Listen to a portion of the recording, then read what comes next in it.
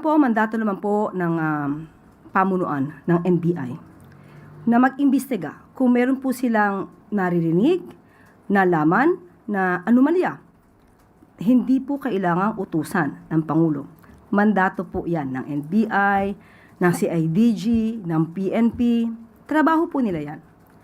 Kung ito ay sinasabing panggigipit, ang aking pong narinig lamang ay ito ay paiimbestigahan ni NBI Director Matibag dahil kung inyo pong matatandaan, magtatayo po ng NBI Academy dito sa New Clark City.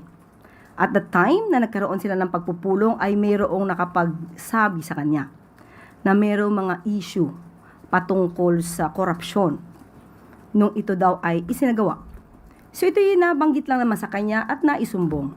Bilang isang namumuno sa NBI, kapag may nadinig na gano'n, ano ba ang dapat gawin? Isa walang bahala?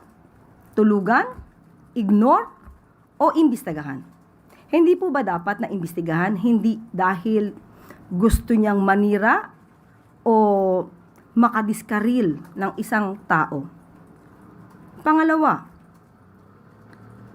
walang nabanggit si NBI Director kung sino ang kanyang iimbestigahan. Pero naitanong na isang reporter na nakabanggit ng pangalan. At ito naman ay sinang-ayunan niya. Sinabi niya na makikipagtulungan sa kanyang paniwala ay makakatulong ang bawat tao sa pag-iimbestiga. Bakit sasabihin na ginigipit? Tama ba yung word? Ginigipit? Ini-intimidate. Ang tao na wala naman na dapat katakutan ay hindi nai-intimidate kahit kailan. Ang pag-iimbestiga na gagawin dahil meron naman talagang issue noong pang 2019, hindi ito pang-i-intimidate, hindi ito panggigipit sa mga taong wala namang ginawang mali.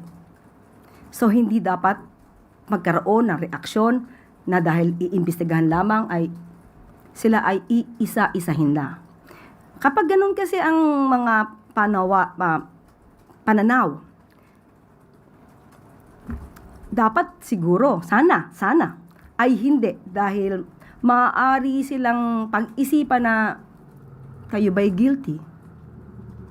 So kung wala naman at walang dapat nakatakutan, hindi kailangan ma-intimidate, hindi kailangan na magalit sa anumang pag-iimbestiga. So wala pong